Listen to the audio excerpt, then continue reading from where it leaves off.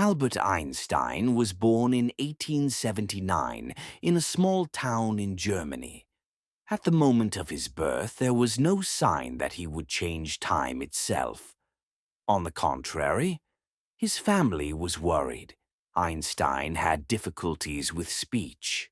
As a child, he struggled to find words and had trouble forming sentences.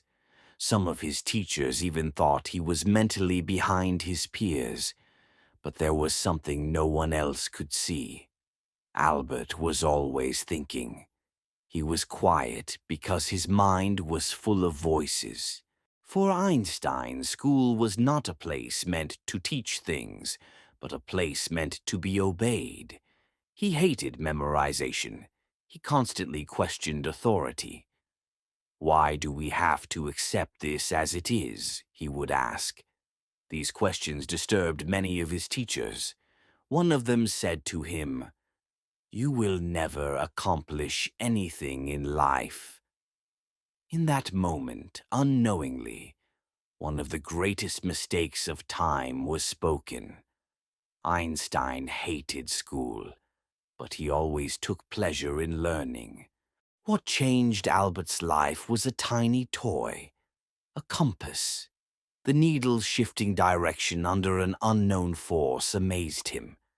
"How can something I cannot see be this powerful?" he thought. Much later, he asked himself another question. If I were to move at the speed of light, what would light look like? The question was very simple, but its answer meant the collapse of time and space.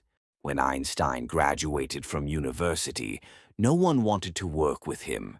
Academic positions were closed to him, neither an assistant nor a professor. He became neither. The scientific world did not know him at all.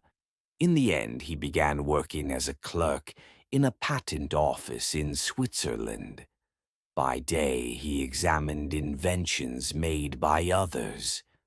By night, he was reconstructing the universe. No one knew it, but in that tiny office, the foundations of the modern world were being built. Einstein was 26 years old. Almost no one knew who he was.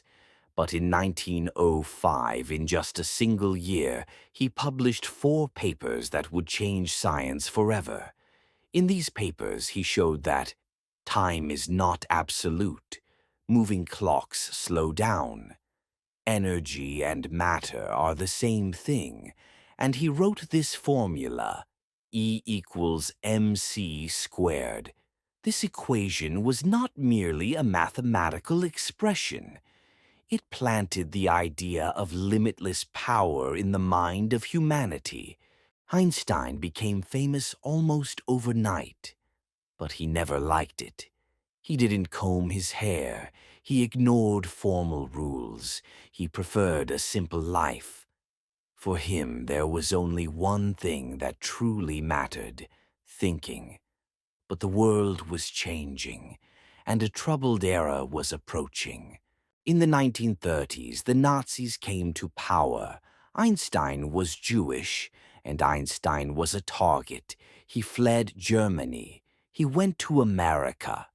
At the same time, fear of nuclear weapons was growing. Einstein worried that Germany might build an atomic bomb. He sent a letter to the American president. That letter paved the way for the Manhattan Project.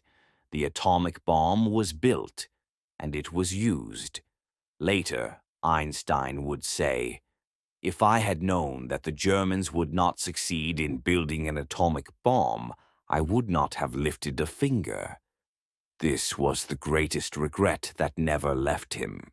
Einstein devoted the last 30 years of his life to a single dream, a theory that would unify everything. But by that time, the scientific world had moved in a different direction. Quantum mechanics was on the rise. Einstein opposed it. God does not play dice. But the universe was playing dice. Einstein fell behind his time. The man who once elevated the world of science was now alone. In 1955, he quietly passed away. After his death, his brain was examined, but there was nothing unusual about his brain. What set him apart was his courage.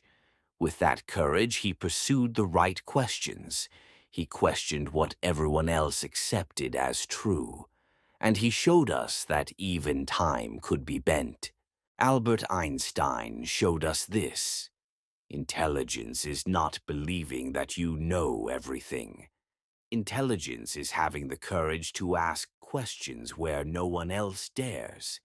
And perhaps because of that, humanity is still following in his footsteps.